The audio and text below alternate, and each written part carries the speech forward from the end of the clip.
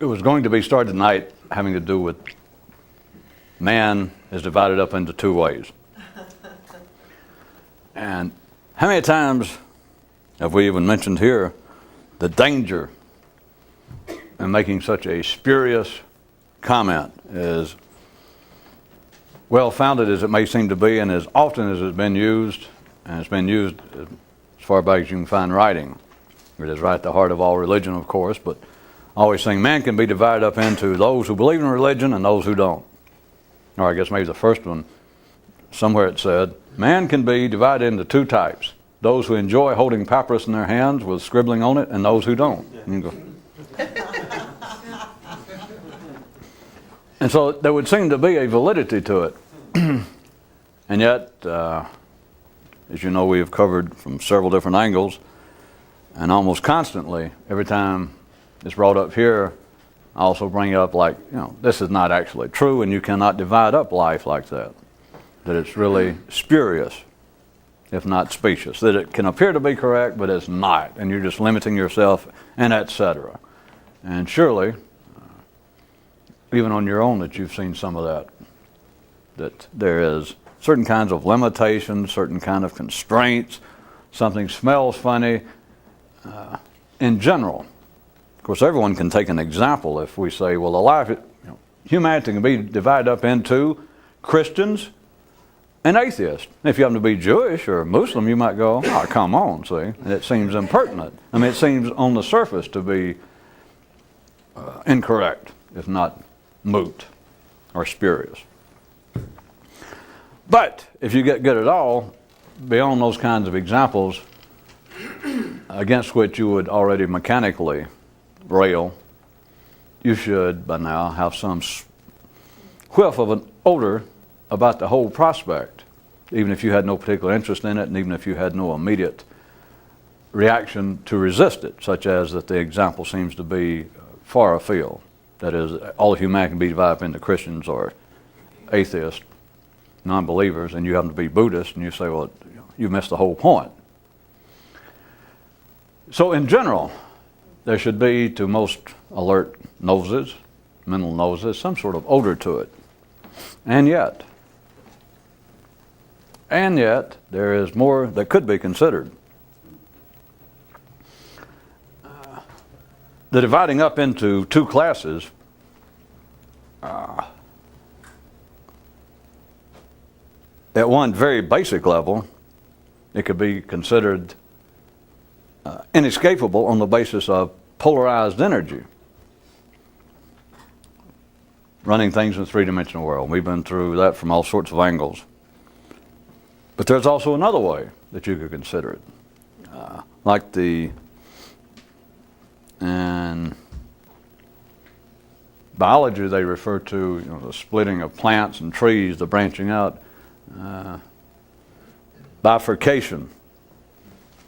It's like what a dichotomy is, the continual splitting out, but consider like a tree growing, a branch, and starts off like this, and it splits, and then the one that splits over here splits again. If it continues to grow, that if the plant starts, it splits into two, and then this splits into two, and then that splits into two, and then that one splits into two, and then that one splits into two, and that one splits into two. Beyond considering it from a quite materialistic view of it being an inescapable fact of how two-dimensional reality operates, three-dimensional reality operates off of two-dimensional energy, that the mind's got to do that. Beyond all that, or aside from all that, consider how the mind uses it, how it operates. That the mind, and one more time, let's consider it a side trip from the actual physical dynamics of the mind having to do that, of it just on the basis of the dynamics of the energy having to be AC, and to be a kind of opposing energy. Look at the mind itself. It continues to narrow down, in a sense, that is non-exhaustive. That a tree, we would have to assume within our universe and our reality, that it eventually gets to a point that it no longer divides that would get so heavy it would fall over, it just reaches a point it would die, that there would be some limit to it. But consider the mind starts off and it goes through this process of bifurcation and down any one line, and it splits everything up into, like my original joke was that the first one had to be, I was using papyrus, it could have been a rock. What I was trying to insinuate was like almost simultaneous with the activation of the human intellect as represented by writing. The first person picked up, they found a piece of paper on the ground. The first person ever found writing. Don't ask me where the writing came from, it's getting too complicated. The first person picks up a piece of writing, piece of paper, and looks at it, and it says, the world is divided up into two kinds of people. And this is the first piece of writing ever done. The first man ever sees it. And it says, those who enjoy reading and those who don't. This little guy can go, well, let's see, which am I? And he can go on or he can throw it away. And if he throws it away, then something else will turn up. Then sometime later, life will produce. There'll be another piece of something laying somewhere. And it'll say, men are divided into two sorts. And so the one addressed to him is already a non-reader, and it says those who like football and those who like baseball. And he goes, well, I'm a baseball guy, so he can pursue that.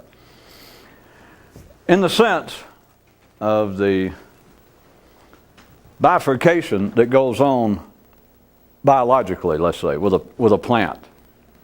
And as I said, I wasn't going to try and come up with some biological, if there is such, mathematics that proves that there's a limit. But as we all know, there's got to be a limit somewhere with a bush, with a tree that can only split so far and it would finally just wear out. It'd be dead, if nothing else. So, if you see the human mind beyond my crude examples of the first guy reading the world's divided into two kinds of people, let's go past that now we have people thinking. You jump right up to contemporary times. Or back up a little if you want to see it. How about the Industrial Revolution? How about all forms of technology? How about a Thomas Edison somewhere, and he's read about all the things that the elements and materials have been tried to make an iridescent light stay lit long enough to be worthwhile. And then he sees the things they've tried, and he sits there and he decides, well, they've tried cotton dipped in kerosene, and he reads who does it, and he can either reject it or he thinks, maybe he reads what happened and he goes, wait a minute, maybe they should have added so-and-so. You understand? He can, in his own mind, he can glance over what's been done if he knew. And he can either accept, reject. Let's say he rejects it all. Then he's left with, what will I do?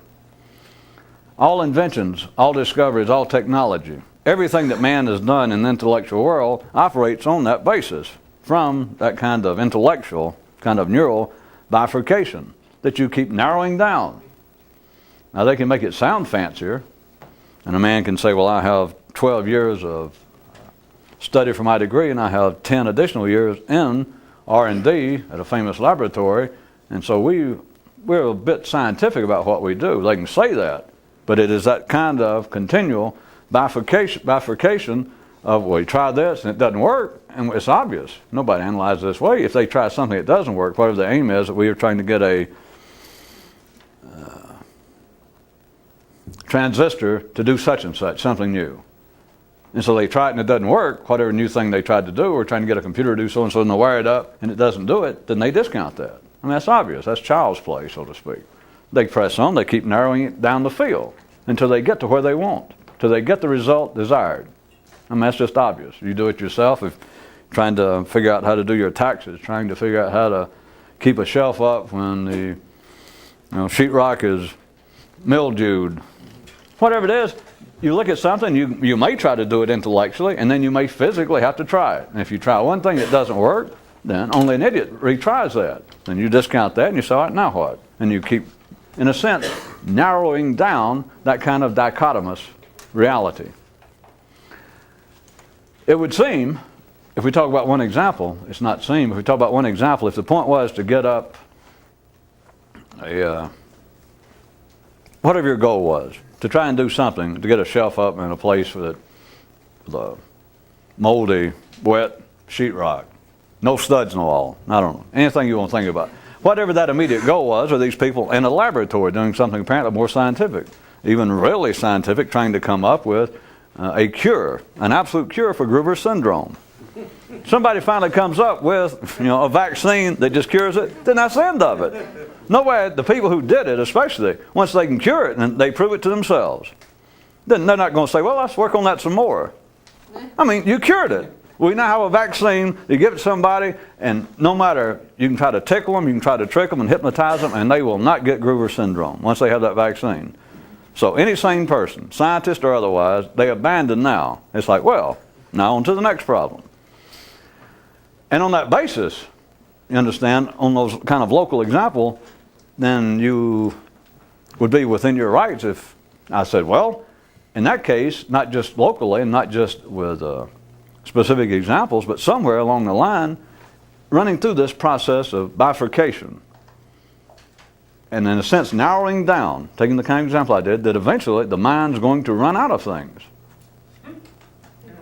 And yet it operates just the reverse.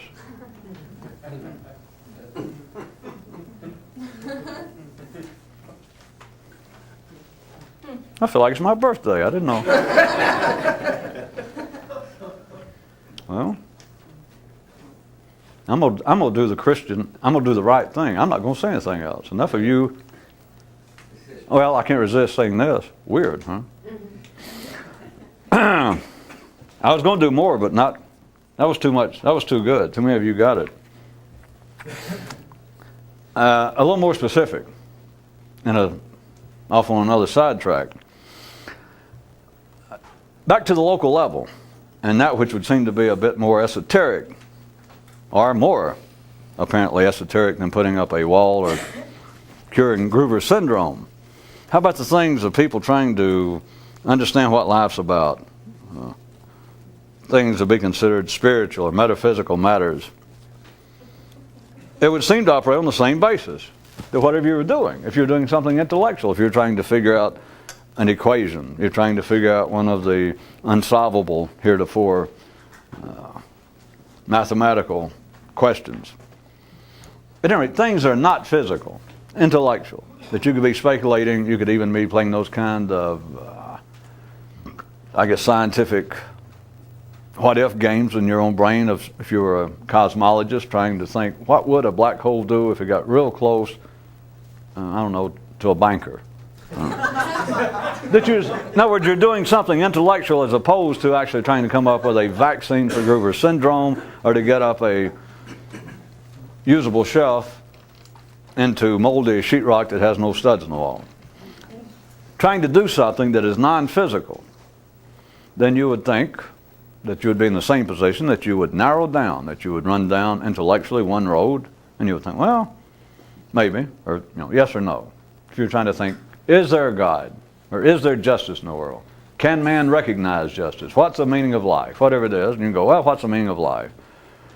And just to make it silly to get us started, an ordinary person, if you're starting from ground zero, you could say, well, I decided that I'll spend my time entertaining myself intellectually by considering what is the meaning of life. Let's see. Well, we could divide up, I can start with two possibilities. Either life has no meaning or it has meaning. So right away you're faced with, I'm either going to have a hobby the rest of my life or I'm done for. If that was going to be, so you figure, all right, life's got a meaning. Okay, so you've already done one branch. You've already bifurcated once. Don't let your mother know, but anyway, you've bifurcated once. You have split once. And then you could say, well, what's the purpose of life? Then you could get into this. I can just have to make them up as we run. I could say, well, either religion knows or they don't. And then you could spend years checking out your religion, all religions, reading about religion, and finally come to the conclusion, well, they don't. So it's like another one. One other possible branch, you can mark that off. So then you're just on one that they don't know. So now you got to go somewhere else, though. All right. Then perhaps atheists know. Then you got follow that along. Then you can go perhaps philosophers know. Then you can go perhaps I already missed it. Perhaps I read about it and didn't recognize it. Then you can continue to go. But you would think, without any doubt, that you are narrowing down. You're at least minimizing, shrinking all of the possibilities, and as fast as you can think of, I guess based upon the kind of interest you have, you are cutting down on superfluous activities and considerations. Within all of that, But then all of that is a literal, it's based on physics, and then it's based on non-physics, according to how you want to look at it. See, because you can look at things one of two, oh, never mind. There is a very tricky aspect to the human mind that is never taken into considerations. Oh, sure, it's taken into consideration. I knew you'd say that. Yeah, but after that, is it taken into consideration? Nope. Because there are two kinds of people. Those who, well, the consideration is this. The mind working on dichotomous energy, which it does. It just simply does. It has what amounts to a kind of dynamic, even a kind of dynamic logic of its own. And it is not taken into consideration. Oh, sure, it's taken into consideration. I knew you'd say that. But then after that, what happens? I know you're wondering, so here it goes. Once the mind makes the first split, and we won't worry about historically, the mind had already branched out long before you were here, but in yourself, if you decided that what I want to do is figure out the meaning of life.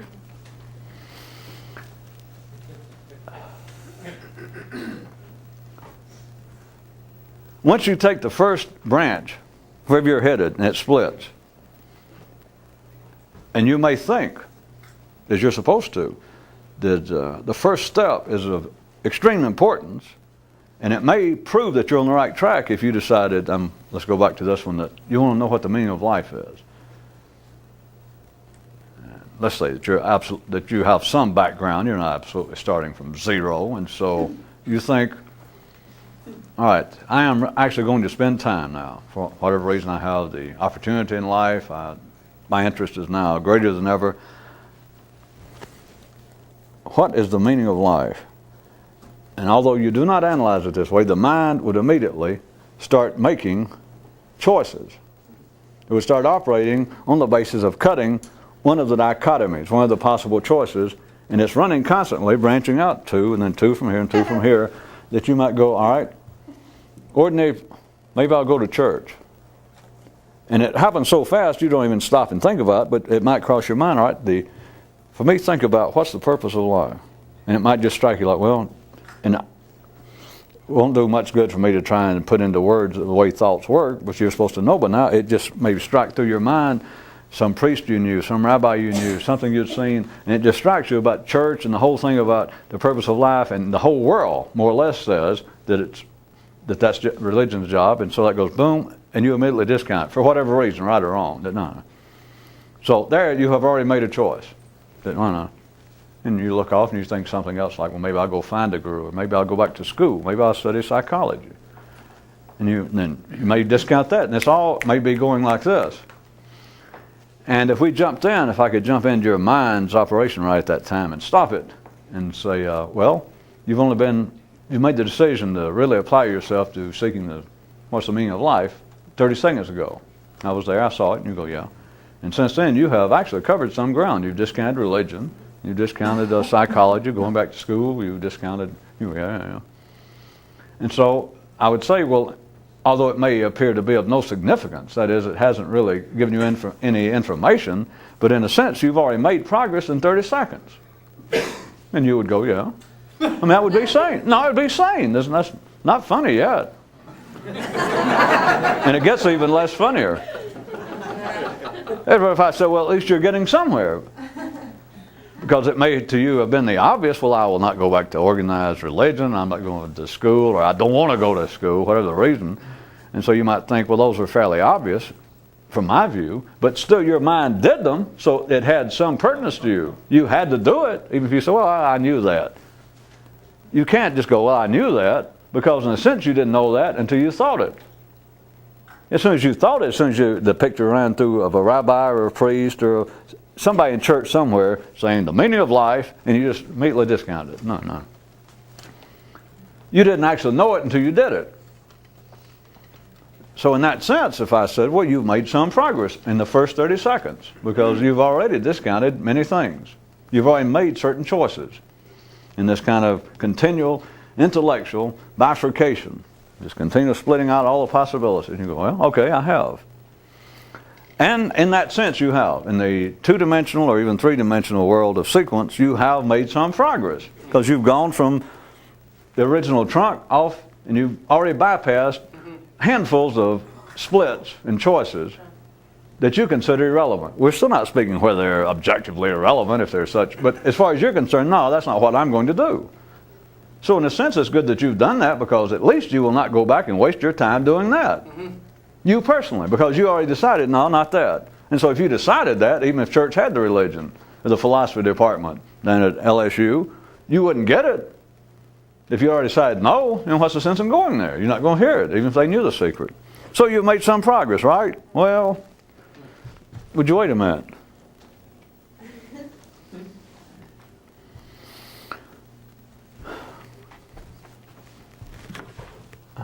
I have made enough with all the gestures and examples. Do you understand this gets more and more? Each one of these, I should be using different colors because, each one, it just gets more and more, it's smaller and smaller. Each one keeps splitting out, and that was the way you'd have to go, and this thing would become, I don't want to waste our time, but you understand if it just go on and on and on and on and on and on and on and on and on. Again, not making light of this, that is what the mind, all the way from, not just metaphysical matters, but scientific matters. So I want you to understand, it's not that this is some erroneous path that only those of a less scientific bent are bent to. That is how everything works in the mind. It would appear, back to our man seeking the secret of life, back to our man involved, interested in things metaphysical, metagnostic, transcendental. He would apparently be narrowing down the choices as far as he was concerned and getting somewhere. And on the three-dimensional level, he is getting somewhere. That thing moves. It goes. So he's getting some. Wait a minute. I ask you to wait a minute. Wait just a minute. There's a slight difficulty. Do I hear a warning, a buzzer, some sort of thing like? Is it perhaps an internal Chernobyl? Well, it has to be internal because you'll never hear this warning externally. There's a slight, just a teensy-weensy. Yeah, teensy-weensy, we'll cover it. Problem here. Difficulty. You're narrowing down the choices, and there is a kind of, I know logic doesn't sound metaphysical. There is an intelligence, perhaps not in the sense we normally try to get you to consider, but there is an intelligence, there is a smartness, there is a logic, there is a reason, there is a sanity in the mind's choices. If you're an average person, an ordinary sane person, no matter what you're trying to do, there is a kind of internal intelligence to what the mind does. All right, well, I will try, since this shelf, I don't know what do they call those things on the wall? Anyway, there's no wood back there. And you don't have a carpenter there to say, stud. And you go, well, thanks a lot. No, and you go, well, how do you get up a shelf? You never put up a shelf. And you go, well, let's see. And so it's sheetrock and it's already wet, but you didn't know the difference if you didn't know that much. So you take a nail, the largest nail you can find because you want a heavy shelf, and you take this large nail and you go wham, and of course you make a nice sized hole in the sheetrock in your wall. But I just want you to see, I'm going back to a silly example that seems to be much more simplistic and cruder than someone trying to figure out the meaning of life. But watch it. Your mind. You had no experience. So we're not laughing at whoever did that. They didn't what sheetrock are. They know you get a nail. That's how you hang something. You go wham. And so there you stand, and you've learned something. You'd say, well, that's not the way to do it. A nail's not going to work. That is intelligence. Forget that he should have known better. If you didn't have any experience, you wouldn't know better. So that's intelligence. And there's a kind of sequential intelligence and logic that the mind would say, well, all right, not that. So you bypass nails. And you think, well, now what? Into matters non-physical, back to the transcendental world, the mystical world. Without any doubt, there has got to be that same kind or a similar origin to someone stepping off on a path that you are now metaphorically trying to put a shelf up. But you're doing, now we're not talking about matters physically, but I want you to see it's similar to the same thing. The guy decides, I don't need a shelf there. Same way the guy goes, Jesus, I'm going to try to figure out what the meaning of life is. So you got to start. The guy drives a nail, knocks a hole in the wall, and he goes, well, that's not it. Yeah. So the guy trying to do something non-physical, in the same way, you got to step off, and you might go, well, let's see, religion has always been in charge of it. And then you start to step, and then you may think, well, wait, what am I saying? My father's a minister. My girlfriend's religion. No, that's not it. And so you learn something.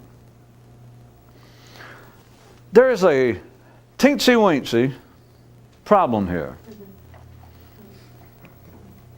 That once you step off, physically, with a shelf and the nail, it would appear to be somewhat different.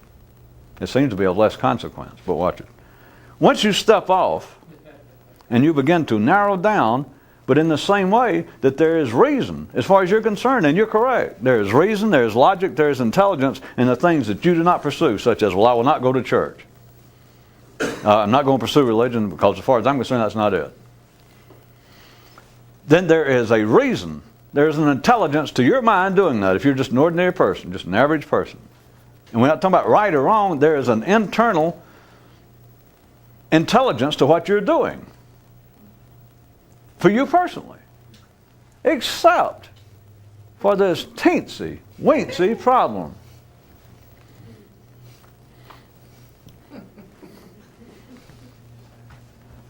What if you retain your sanity? And this person looking for the secret of life, intending that to be the widest possible metaphysical and metaphorical example of that kind of metaphysical interest. What if you go through a long line? What if you even tried drugs, and you try this and that, and you go and you follow some guru somewhere, you try some religion that you'd never heard of, even though you had originally discounted religion. You try all sorts of things. You try not being religious. You try going back and living a life of a libertine. You decide, well, maybe I didn't do it enough. Maybe I did not sow enough of my physical, non-spiritual oats. So then you try and become a metaphysical magician of some sort through excessive sex or eating, that kind of thing. You try all sorts of things and you would think, well, the man's getting closer. You might be staying aside and say, well, he has made some faux pas. He has stepped off the path. He shouldn't have done that. That's your goddamn opinion. Oh, I'm sorry. Forgot who you were. To him, there was intelligence in his choices, in the same way for you going, well, I could have told you that. There was intelligence to your choice. Of you saying, well, he shouldn't have done that. Some of the others I approve of. So we're talking about another branch over here, you and him. Well, maybe you don't. So along the line, everything that this person does, they stay as sane as they were to start with. They stay as ordinary and as routine and as middle class as when they started this great mythical quest. So they make progress. By their own internal intelligence, that their mind picks this out and it tries it, or else it just rejects it on the surface. Just on the basis that to its mind, it is not intelligent. Well, no, I'm not going to try that. Or it may look at it and say, well, I don't know, that might hold some possibility. But then you find out the people who do try it say, well, even if it works, it takes 20 years. And you go, well, no. So you don't know, but all you know is your internal, the intelligence of your choice says, well, no, not 20 years. Maybe I'll regret it later for all I know. Maybe that's the only way to do it. But, I'm not going to do it. I'm going to find something else. I'm going to look. All of that has its own internal intelligence by your mind continuing to make these choices. Except, there's this teensy, I hate to even mention it. There's this teensy problem. It's a shame to bring it up, I guess. See, hadn't all this sounded all right? The teensy problem is this. I'll go ahead and tell you. Once you start off on the wrong foot, it doesn't matter what kind of choice you make. Once you start off on what amounts to the wrong premise, it doesn't matter how you narrow it down. It doesn't matter how your own internal intelligence, yours, and I'm still calling it intelligent. There is a logic, there is a intelligence to your mind once it starts. Well, all right, I'm going after this. And once it goes, that's why another reason that criticism is, it's just nothing worth speaking about for someone outside, for you to look at someone else and say, you're crazy. That's your choice.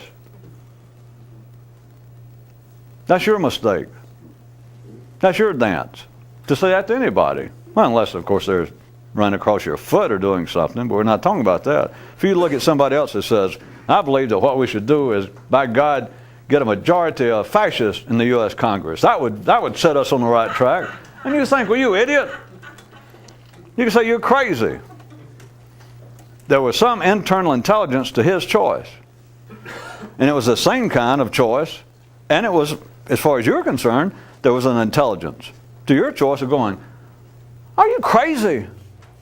That's been, that's just insane. You're nuts. Everything that a mind does, one more time, an average, ordinary, sane person, which is really all we talk about around here. Everything its mind does down any path, there is an intelligence to it. It is a continual choosing between two dichotomies. The teensy problem is that once you start with the wrong premise, it doesn't matter what you do. Then someone, if they were really upon their neural toes, might say, well, how do you know if you start with the wrong premise? All right, I'll tell you, since we've gone this far. They're all the wrong premise. There you are. As soon as you start out and you go, well, humanity is divided up into two types. Which is, so I'll start giving you the adult version. The mind says, I'm divided up into two minds. I have two thoughts. And it picks one of them right then like, is that true or false? Well, that's obviously true. There's your first mistake. Once you start off on that kind of incorrect premise, I assume no one will get unduly upset by using actual terms from philosophy and logic. It's just the terms around before logic became an academic subject. But a premise, it is like the first branch. And it doesn't matter. But I tried to pick out one for you, like the meaning of life. And that sounds, well, hey, anybody, whatever religion, whatever culture, that should be something that interests anybody. What is the meaning of life? At least think about it. Well, once you start off thinking about it, is there a meaning for life? Or is there not? Once you start thinking, you begin that process of intellectual bifurcation, of continuing to narrow it down and follow down some branch, and to follow what is your own mind's internal intelligence. Which, that's not wrong, except for the teeny problem that you start off with the wrong, if you start off with the wrong premise, then no matter where you go, following your own internal intelligence, following your mind's own internal intelligence, no matter where you go, it's the wrong goal. No matter where you apparently get, it ain't where you want to go. And then the really death-defying, awe-inspiring, bring on the clowns aspect of it is then to consider, well, how was it you said that you can maybe tell the wrong premise? They all wrong. It's simple. If you start off with, well, all right, I know damn well there's a meaning to life, but now the question is it by the Christian interpretation or the Muslim? I got it narrowed down. I've thought about it for years, and that's it. I might as well say myself in time, it's one of the two. It's either the fact the meaning of life is either produced by some conscious entity, like a God, or maybe it's called something else, but it's what humanity has always called God. It's either that, or this is some sort of natural phenomenon. And I'm as intelligent as anybody, and I'm going to pursue. It doesn't matter where you go after that. where you go after that is going to be reasonable. It is going to be intelligent to you, or you'll reject it. And there is no way to identify it. There is no way to judge it objectively from anybody's view, which is why everybody does it. That's part of the dance. And that's why everybody defends themselves. And that's why everybody, once you get through defending yourself, you turn around to see who you can criticize and pick on.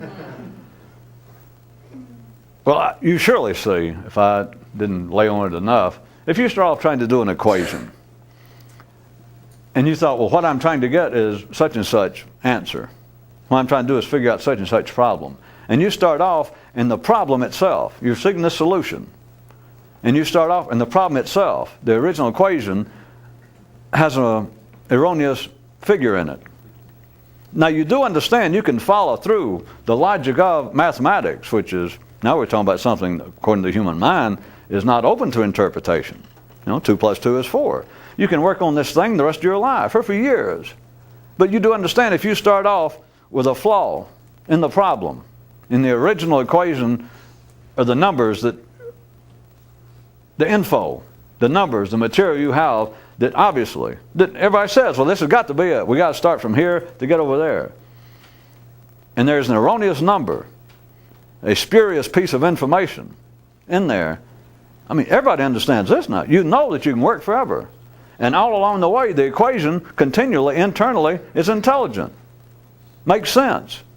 It's correct. At any given time, you can stop the equation. You've been working on it for years. And somebody can walk in, an expert, anybody can walk in and stop wherever you are that day on the blackboard. And so, well, how's it coming? You say, well, it is an arduous task, but I've gotten this far. What do you think? And so the person, you can only do so much. Your intelligence, your awareness will only take in so much. And so you can show them whatever you decide to at that time, whatever your mind makes you. Or they can say, well, what about over here? Or what have you done today? So we all look, you and another guy. And he looks, and you go, yeah, well, there's no doubt about it. This much is correct. Today's blackboard, and you go, well, you say, well, listen, and both of you double check. Well, there's no doubt it's correct. Well, keep on. You understand you can keep on forever, but you will not get that answer if you start off with a flawed piece of the problem. That is obvious, you would think. What is not obvious is it is exactly, did you say exactly? I said exactly the same situation in everything that man thinks about.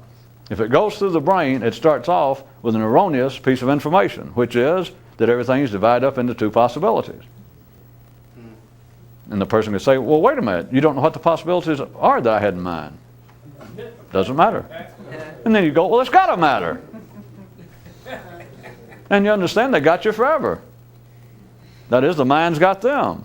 Because you can say, well, it does matter. And I'm not going to say here and argue, but I'm telling you, it does matter. Or it doesn't matter, whichever one. And you can go, well, wait a minute. And then you can go, well, wait a minute, who are you? Why do you say that? So there you are. You can either accept it or reject it. You can take it as metaphor. You can do anything. But as long as there is a possibility, as long as there is a choice, you are literally, and the mind cannot conceive of this. I mean, it can sit there and argue with it, but it cannot conceive of the fact that all premises, which any premise is based upon a binary concept. All premises are incorrect. They're flawed. They're unnecessary. It is the workings of the human mind. And you can tell the mind that, and the mind, at best, if the mind is trying its best to give you a decent hearing, and it heard that, the best your mind can do is refrain from being insulting. That's about the best it can do. Or maybe go, well, I'll think about it, which is a choice. You're like, well, maybe I'll think about it. But now back to where we started. How about this? Consider that there is absolutely no doubt man would not be anywhere intellectually. Absolutely nowhere. The mind would not have operated. I mean, it would have fired up once and been like a car. The first time an automobile started would be the first human thought. And it cranked for a second and then died. And you could never get cranked again. That's what would have happened once it got fired up, if immediately the first man who thought went, huh, now I see it. Humans are divided into 2 groups, those who can think and those who can't. They had to do that. It was like, you got the car it finally started, and you got to sit there sometimes and play, especially all people driving old Edsels and stuff. You got to stay there and pump the gas and try to get it just right. Do it. And start to die and then get back on it. That's what you got to do. The first thing that the first human ever thought was,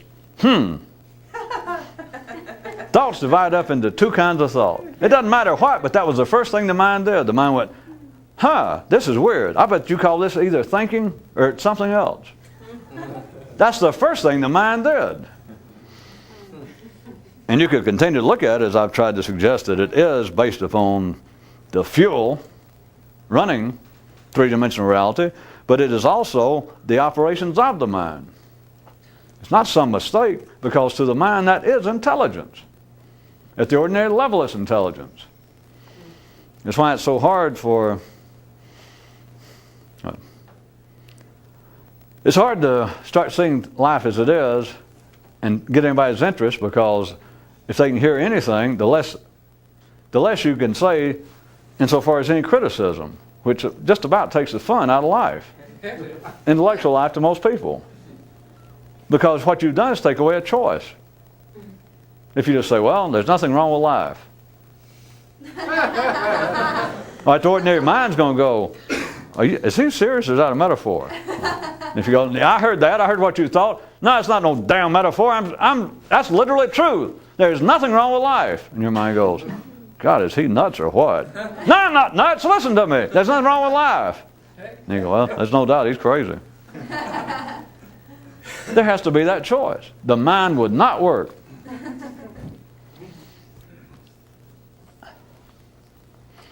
There would be no progress. The human mind, and it's not just a matter of progress, but I want you to understand, we would not have any intellectual life. We would still, if we're going to play cartoon characters, we would still be cavemen, not much more than chimpanzees with Rolexes. There'd be no speech, there'd be no technology. You cannot think until you can have a choice. And I just took it about as crudely and as far back as we can rewind it to say the first guy thought, is this what they call thinking or not? But see, now it makes sense, because you go, well, if he was the first guy that thought, had he ever heard the word thinking? That's why you can only go back so far. But I assure you, the first thing the first man ever thought was something. It had to do with two groups of things. Like, God, am I happy this happened to me or not? There would be no technical progress, and humanity itself, the general parade of collective progress, would not have occurred were it not this continual bifurcation that goes on and on and on. And it doesn't have to be just a problem. It can be that a man's sitting around and he thinks to himself, how will I get famous? What can I do? What problem can I attack? And he can't really come up with anything, and so he thinks, well, wait a minute. Let's see, what's everybody uses fans. People like a piano. Let's see, how could I improve that? Let's see. You continue to take life as it is intellectually, and you go, could that be improved? Well, I don't know anything about music. Well, let's see, how about a fan? Could I improve that? Wait a minute, I don't know anything about electricity. Carpet. Let's see, carpet. Do people still use carpet? You go through that. There is a logic, there is an intelligence to it. The collective operates on that basis.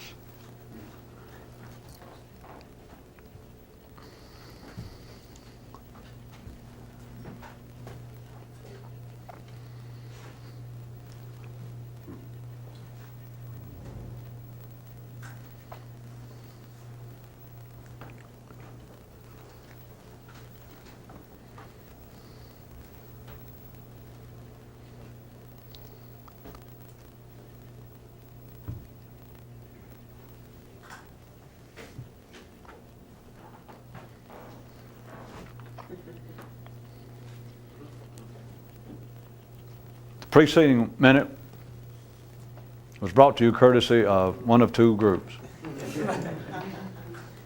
One of two things sponsored this previous minute of. One possibility was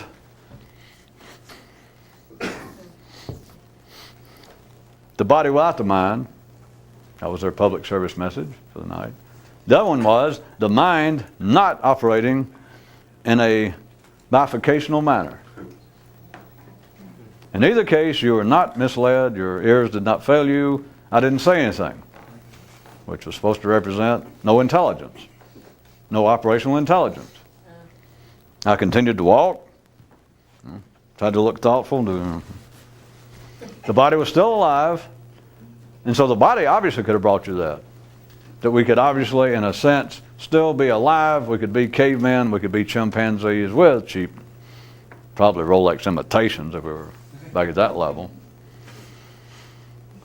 So the body could be bringing you that kind of message of, hey, like the intellect, we could still live. Or you could look at as the intellect's message. The mind itself bringing you a message, and this time displaying for you how it would be did it not operate in a dichotomous manner. Did it not operate off of a continual binary splitting of choices. But in either case, you're left with what?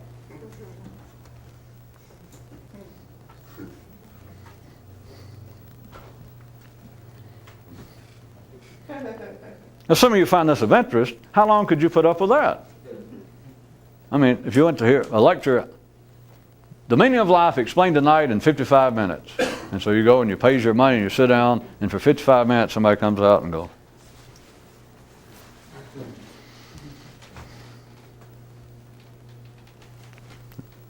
through all that. How much of it would you put up with? Then the question is, how much would you put up with in your own mind? Sort of side interest, you'll put up with it in others a lot more than you will with yourself. Because with yourself, it's not so much a problem of can you put up with it, it's can you do it. And the answer is somewhere between no and no. It is just meaningless. I mean, it seems to be prima facie. That you say, well, what's the meaning of somebody staying there and not talking?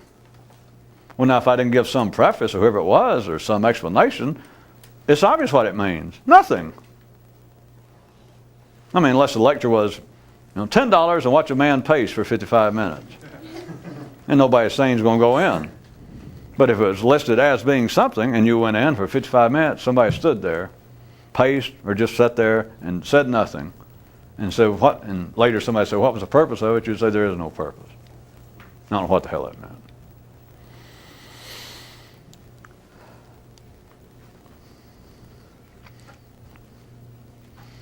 Once you have stepped off on the first branch, once you have bought into the story which you had no initial choice, that life is divided up into two sorts. And this is not just playing on words, because even though it's not described in this manner, that is the beginning of your social education. That is the beginning of the intellect. When you were a kid, we don't have to replay the history of man. It was the sort of thing I was bringing up last time. It is just as you're barely able to comprehend words beyond the physical emotion involved. Before a kid can actually speak, you can treat a kid like a dog.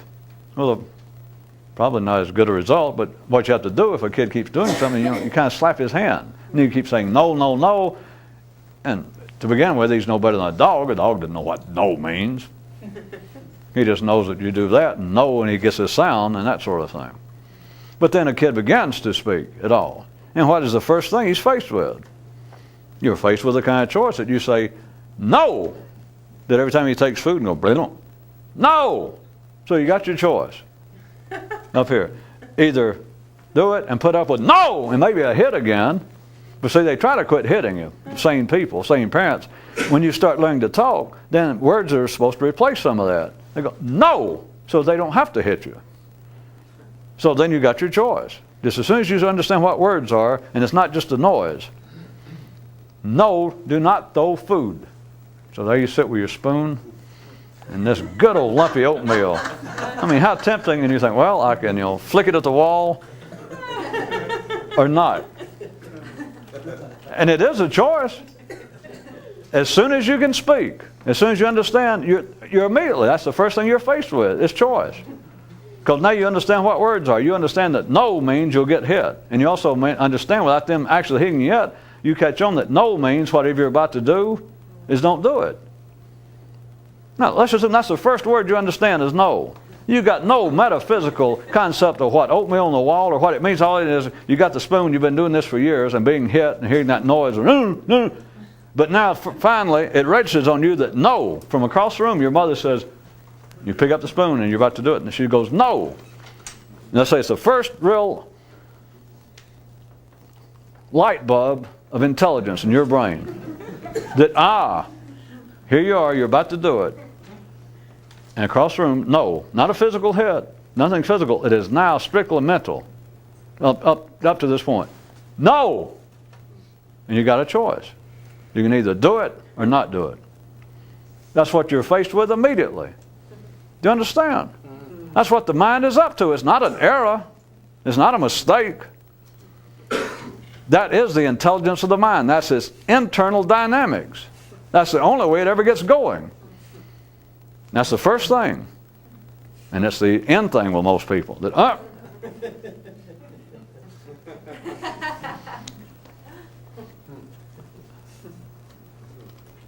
once you get past the ordinary level, it doesn't matter whether it's trying to put up a wall or whether you throw oatmeal on the wall. Doesn't matter. Once you're old enough that you are taking some responsibility for yourself and you believe that you're involved with an interest in matters beyond the physical, such as this, you believe the mind's already done it. And it has nothing to do with your background or how neurotic you are or what kind of problems. Again, if you're just sane as an ordinary person, that's all it takes. If you're that sane, then your mind is now past the point of the teeny weeny problem. Is it is now already set up, the dynamics, the operation of the human mind. It's a beautiful piece of German machinery if we were an automobile, or Japanese machinery nowadays. And it has its own internal intelligence, and it is purring. Forget anybody outside. Somebody walk past their Mercedes and go, God, I hate cars from Germany. No, where somebody's going to criticize it, but that engine could be purring better than their digestive system of the person who criticized it. So it's of no consequence. There is no objective judgment to be made. You simply got to see, if you're an ordinary person, you or anyone else, there is an absolute intelligence to the continual choices your mind is making. And that's all it does do, is make a choice continually.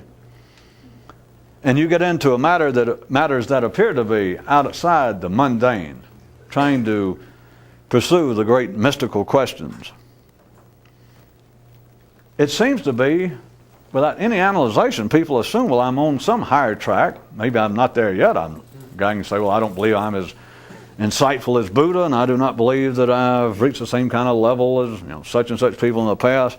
But I'm working on it.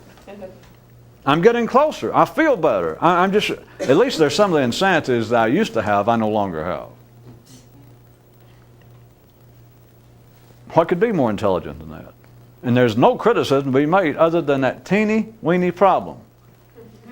That from the onset, you were mistaken. Your first step was flawed.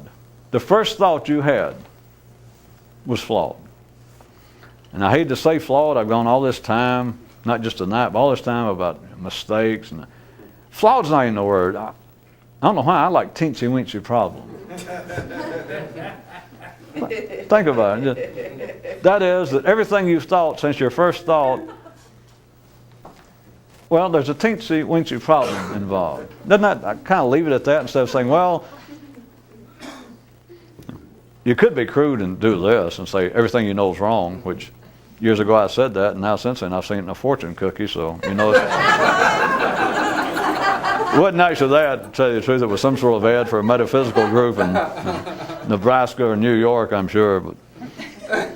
And so if you notice, I no longer say that. That covers it.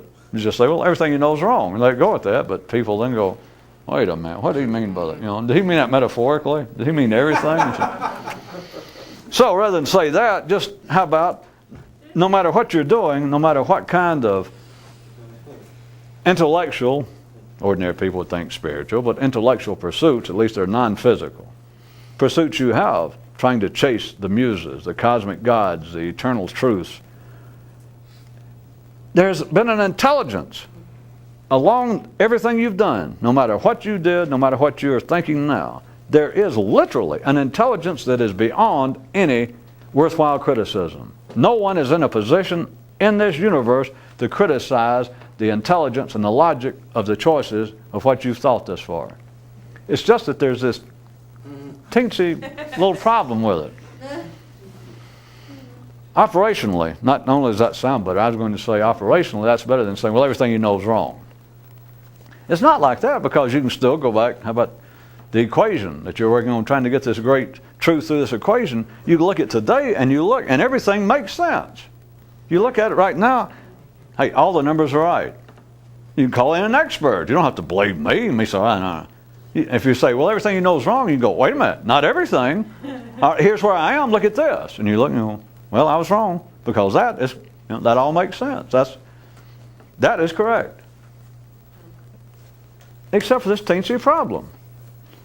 When you started off with one piece of incorrect data, when there was one erroneous number, everybody already agreed that that's obvious, that whatever the aim was, you can't get it. You can work forever. You can start working twice as many hours a day on the equation. It can get longer and longer, more and more complicated, more and more baroque, rococo, elaborate. And you could even say, well, I'm getting closer. But you do understand you'll never get there. It's because of that teensy problem. And it's not that any given place that someone could jump in, even someone, there's such a thing as the mystic inspector. And if you were really good and you were really working on trying to have the great experience, that maybe he would come around and visit you and jump into your brain, jump into your blackboard and say, well, how's it going? I know you, I've heard your name, and I know you've been working on this now for 20 years, so how's it going? I've been busy, but I knew who you were. And you go, well, let me show you what I think. And he can say, all right, I got it. In some way he could do one of these science fiction, read your soul or whatever, the record, the mystical record of all you've done this far. And you go, well, how am I doing? And he could look at it, and he could not. Even the mystic, the great mystical cosmic inspector, he could not point out one thing and say, well, that's wrong. Because there has been a logic and intelligence to everything you've done. You hadn't made a mistake. It's just that it's when you started there was this teensy little problem. Rather than making an apparent climax to this, consider that was it.